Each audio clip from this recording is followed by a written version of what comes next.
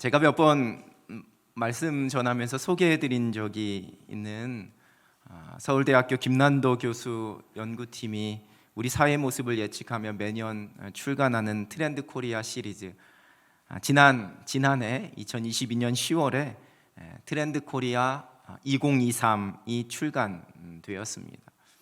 늘 그 해의 그 띠라고 하지요. 그걸 중심으로 영어 단어를 만들어서 어떤 개념들을 이렇게 소개하게 되는데, 올해는 래빗 점프라는 영어 단어의 첫 철자를 이용한 그 영어 단어를 통해서 총 10가지의 키워드를 선정을 했습니다. 그 중에 하나가 인덱스 관계입니다. 인덱스 관계. 사람과 사람 사이의 관계를 맺는 모습에 일종의 변화가 있을 것이다 라는 예측입니다. 책의 한 부분이 이렇게 적고 있습니다. 전화나 문자 메시지로 지인과 연락하던 시절은 가고 다양한 소셜미디어를 통해 불특정 다수와 소통하는 시대가 되었다. 수단이 본질을 바꾼다. 소통의 매체가 진화하면서 관계 맺기의 본질이 바뀌고 있다. 소수의 친구들과 진한 우정을 쌓아가는 것이 예전의 관계 맺기라면 요즘의 관계 맺기는 목적 기반으로 형성된 수많은 인간관계에 각종 색인 인덱스를 뗐다 붙였다 하며 효용성을 극대화하는 관계 관리에 가깝다. 이제 현대인의 인간관계는 친하다, 안 친하다의 이분법으로 나뉘지 않는다. 선망하는 인친, 함께 덕질하는 트친, 최신 뉴스를 알려주는 패친, 동네에서 만나는 실친에 이르기까지 매우 다양한 스펙트럼을 지닌다. 도통 무슨 말인지 모르시는 분들은 그냥 저 사람하고 나하고 친해, 안 친해, 잘 몰라, 잘 알아, 이 정도의 관계를 맺는 부류라고 생각하시면 되시고요. 우리 중등부, 고등부, 청년부를 중심으로 우리 고개가 끄덕여지는 분들은 인덱스 관계, 이게 인친, 인스타그램, 트위터, 페이스북, 실제 친구 이런 준말들인데요. 그런 어떤 인덱스 관계를 지금 맺고 있는 부류다라고 생각하시면 될 것 같습니다. 요즘 세대가 그렇게 되었습니다. 지인이라고 해서, 친한 사람이라고 해서, 친구라고 해서 다 같지가 않다라는 겁니다. 다 그 소통하는 방식과 친밀감, 그거에 따라서 그 관계의 중요도가 다르다라는 겁니다. 그래서 인덱스 관계 이렇게 말합니다. 물론 예전에도 이러한 내가 알고 있는 친하게 지내는 사람들을 분류하는 인덱스 관계, 이 분류에 따른 그 관계가 있었던 것 같습니다. 교인인 사람과 교인이 아닌 사람을 잘 구분해서 내가 사용하는 단어나 내가 보여줘야지만 되는 행동을 조심하게 되는, 예를 들면 발신자가 집사님으로 뜨면 최대한 상냥하고 부드럽고 조심스럽고 긴장된 목소리로 받고, 그렇지 않고 그냥 이해관계가 있는 사람이나 소위 말하는 유흥 친구라면 일단 긴장이 풀린 소리로 전화를 받게 되는, 그러다가 동명이인에게 전화가 와서 실수도 하게 되는 그러한 관계, 그것이 바로 일종의 인덱스 관계였다라고 이야기할 수 있는데, 지금은 그 인덱스 관계, 내가 사람에 대한 분류가 아주 더 세분화되고 다양화되었다, 이제 그러한 사회가 되었다라고 책은 예측하고 있는 겁니다. 여러분에게 지금 옆에 있는 우리 남현 가족들, 우리 믿음의 동역자들은 어떠한 의미가 있으신지요? 어떠한 사람들로 여러분의 마음속에 이렇게 분류를 해 놓으셨는지요? 우리 함께 예배하고 있는 우리 교회학교 친구들, 우리 청년들은 교회에서 만난 친구나 교회 선생님 또는 우리 청년 선후배들을 어떠한 관계로 그 마음속에 분류해 놓으셨는지요? 그저 주일에 한 번 만나는, 교회 가서 만나기에 젠틀한, 또 점잖은, 최대한 내가 할 수 있는 가장 부드러운 가면을 쓰고 내가 조심해야지만 되는, 나의 본 모습을 들키면 안 되고 어떻게 해서든 최대한 신앙적이고 거룩한 모습으로 보여야지만 되는, 그래서 그렇게 말하고 행동하며 신경 써야 하는 그러한 관계, 일정한 거리를 두고 내 삶의 더 깊은 곳이나 더 중요한 것 보여지지 않는 그곳에는 들어와서는 안 된다라는 그러한 관계로 생각하고 계시지는 않으신지요? 코로나19 팬데믹을 지나면서 우리 교회가 가장 힘들었던 일은, 이 교회의 본질은 모임인데, 함께 모이는 것이 교회인데 이 모든 것이 불가능하게 되었다라는 그러한 상황입니다.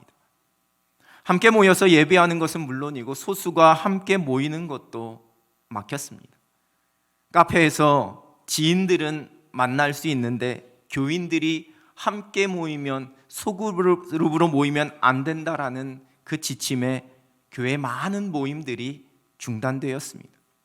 이는 물론 코로나 이전부터 소그룹 사역을 중점으로 하는 몇몇 교회를 제외하고는 구역과 같은 소그룹, 남녀 선교회와 같은 이 자치회의 활동이 많이 위축되었던 것도 사실입니다. 급변하는 삶의 환경 속에서 예전처럼 함께 집에 모여서 구역 예배를 드리고 남녀 선교회로 모여서 함께 교제하며 맡겨주신 그 선교 사역을 감당하기가 쉽지 않아졌습니다. 그러던 중에 코로나 팬데믹이 이러한 현상을 더 빨리 가속화시키게 되었습니다.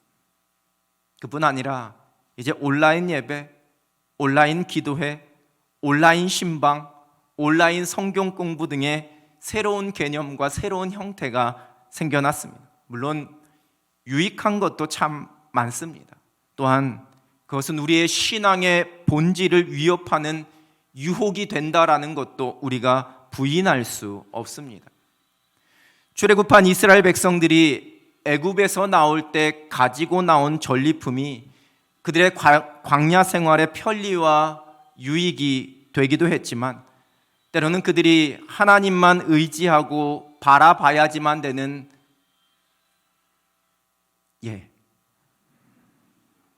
설교 잘하고 있다고 받아서 전해주시면 될 것 같은데, 괜찮습니다. 그 전리품이 그들의 하나님만 바라보는 그 믿음, 그 신앙의 도전과 유혹이 되기도 했습니다.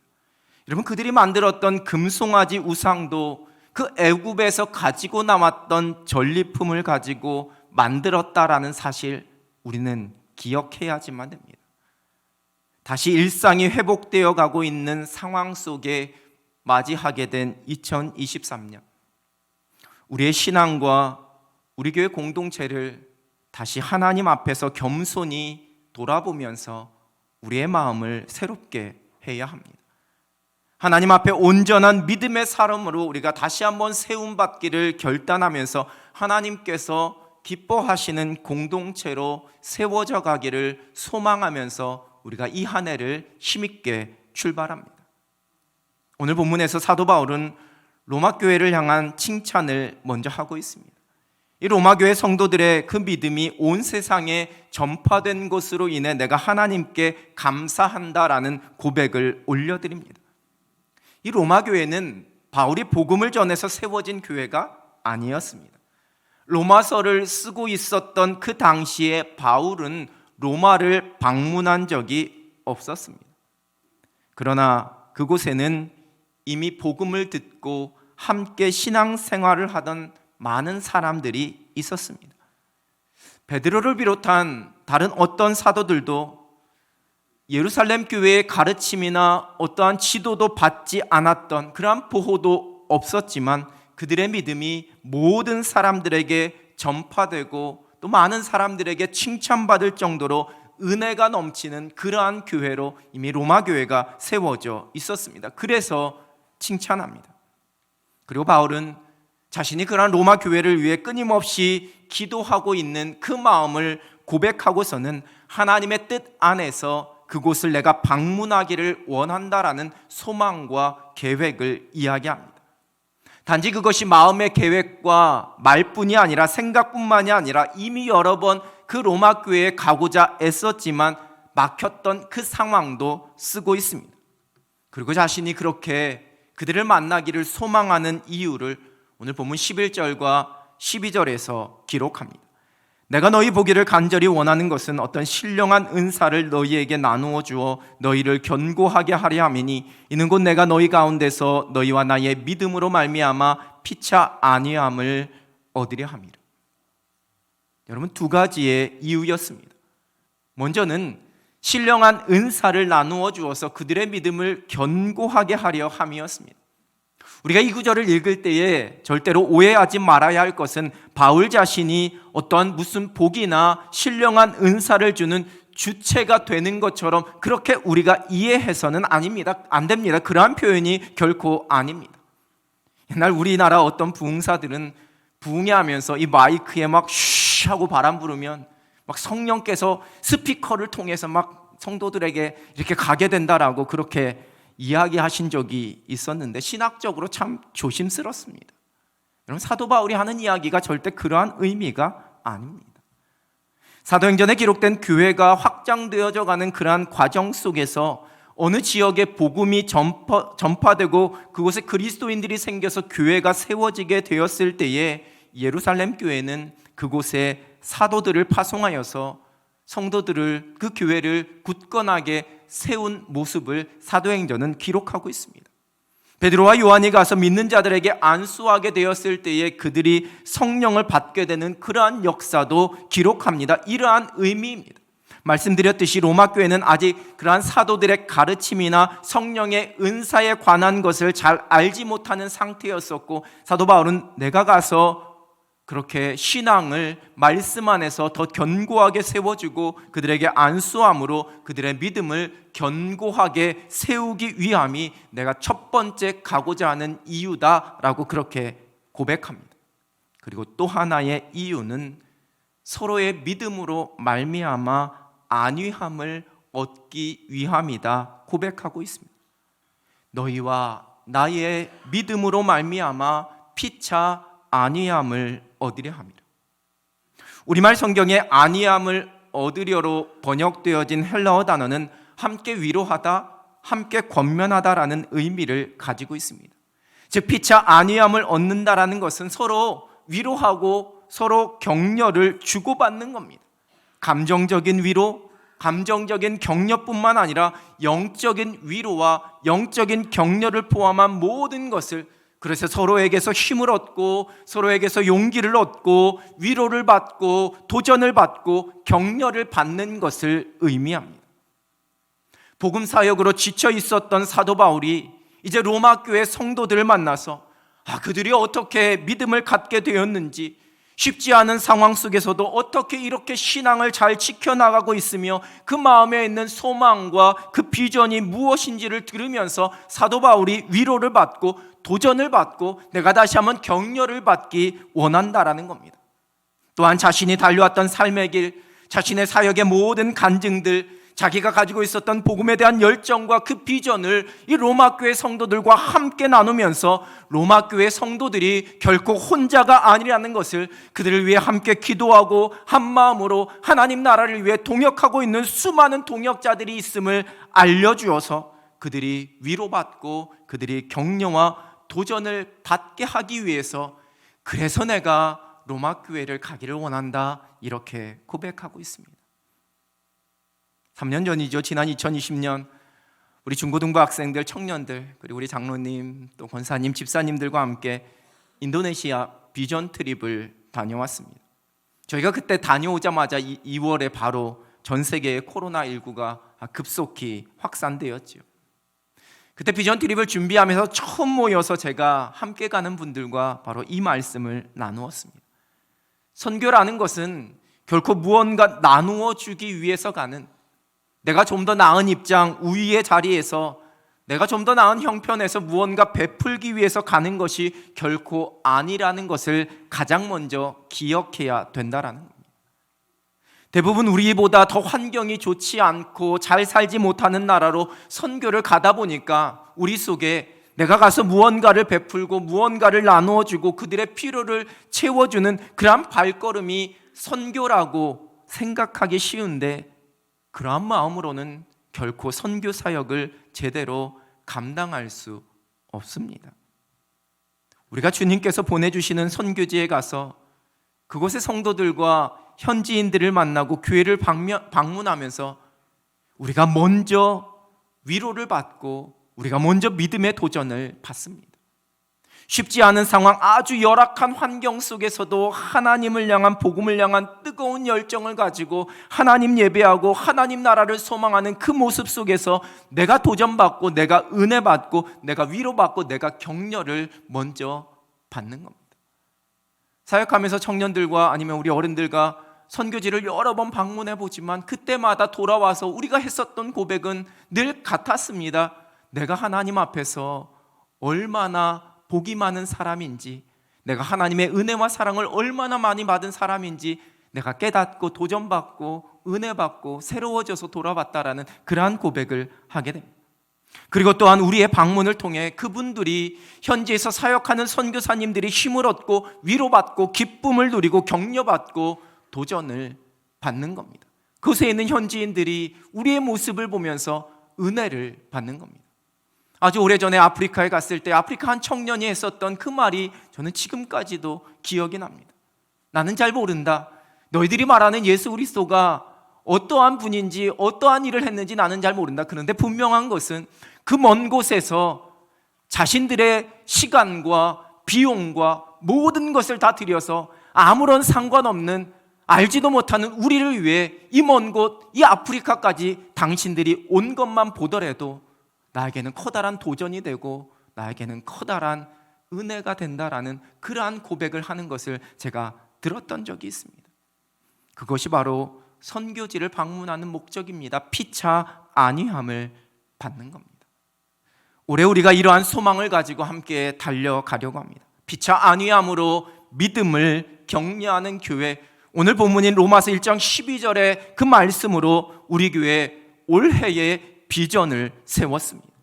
말씀드렸듯이 코로나 팬데믹의 상황 속에서 개인의 신앙생활 및 교회 공동체의 모습이 아주 많은 변화를 가져오게 되었습니다.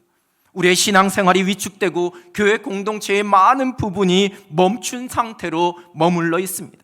온라인으로 이루어지는 예배와 신앙생활이 우리에게 또 다른 은혜를 주게 되었지만 한편으로는 공동체성과 함께함이라는 교회의 모습을 약화시키고 있습니다.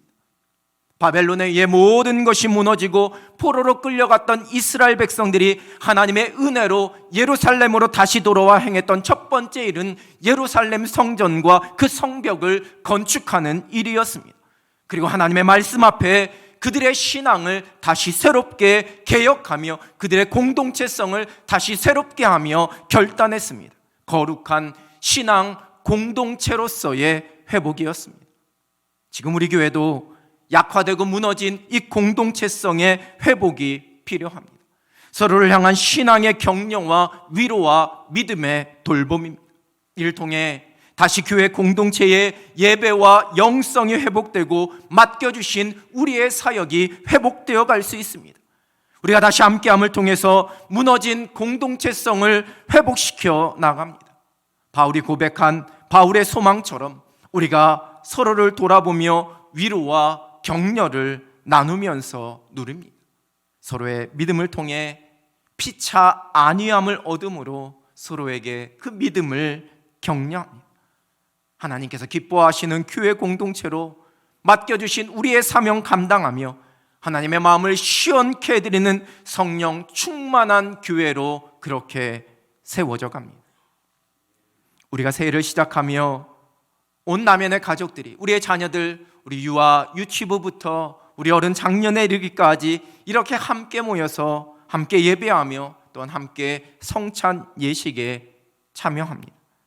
성찬을 받으며 그리스도의 살과 피로 우리가 예수 그리스도와 연합되었음을, 갈라디아서의 고백처럼 이제는 우리가 사는 것이 아니요 우리 안에 예수 그리스도께서 사는 것임을 우리가 고백합니다. 그리고 또한 우리 교회 공동체가 함께 이 주님의 살과 피를 받습니다. 그리스도 안에서 한 몸이 되는 것입니다. 가난한 한 몸이 된 공동체 속에서 이제 같은 믿음을 고백하는 서로를 통해 위로를 받고 믿음의 격려를 받습니다. 그리스도 안에서 함께 든든하게 세워져 가는 것입니다. 영적인 가족인 교회 공동체 속에서 함께하는 믿음의 동역자들을 통해 믿음 안에서 그리스도의 사랑으로 위로받습니다. 서로의 믿음으로 도전받고 신앙의 성숙을 이루어갑니다. 모두 함께 그리스도의 장성한 분량이 이르기까지 자라가는 것입니다. 이제 함께 믿음의 동역자 된 남연 가족들은 영적인 가족, 피차 아니함과 믿음과 격려를 받는 사람으로 그렇게 우리의 친구 인덱스를 다시 새롭게 분류합니다. 구역으로 자취회로 모여서 무엇보다 우리가 함께 얼굴과 얼굴을 맞대고 예배하는 이 예배의 자리 속에서 피차 아니함으로 격려를 누리기를 소망합니다. 여러분, 내가 먼저 사모해야지만 되고 내가 먼저 누군가를 돌아봐야지만 됩니다. 사도 바울이 로마 교회로 어떻게 해서든지 가기를 소망하고 힘썼던 것처럼 우리가 그렇게 모이기를 힘쓰고 누군가에게 찾아가고 누군가를 향하여서 손을 내밀고 내 삶을, 내 신앙을 내가 먼저 나누어야지만 됩니다. 그때 우리가 피차 아니함을 받고 믿음의 격려를 주고받을 수가 있는 것입니다. 올 한 해 주님께서 세워주신 우리 남연 공동체 안에서 피차 아니함으로 믿음을 격려하면서 우리의 신앙이 더 든든하게 세워지고 공동체의 믿음의 고백이 더 풍성하게 넘쳐날 수 있는 그런 행복한 믿음의 경주가 되시기를 우리 주님의 이름으로 축원합니다. 기도하겠습니다. 하나님 아버지, 2023년 새로운 한 해를 열어주시고 우리 속에 하나님께서 주시는 새 비전과 새 소망으로 힘있게 출발하게 하여 주시니 하나님 감사합니다. 우리를 한 영적인 가족으로 불러주셨사오니 우리가 이 믿음의 공동체 안에서 안위함을 누리며 믿음의 격려를 받으며 하나님께서 기뻐하시는 모습으로 든든하게 세워져 갈 수 있는 올 한 해가 되게 하여 주시옵소서. 예수 그리스도의 이름으로 기도드립니다. 아멘.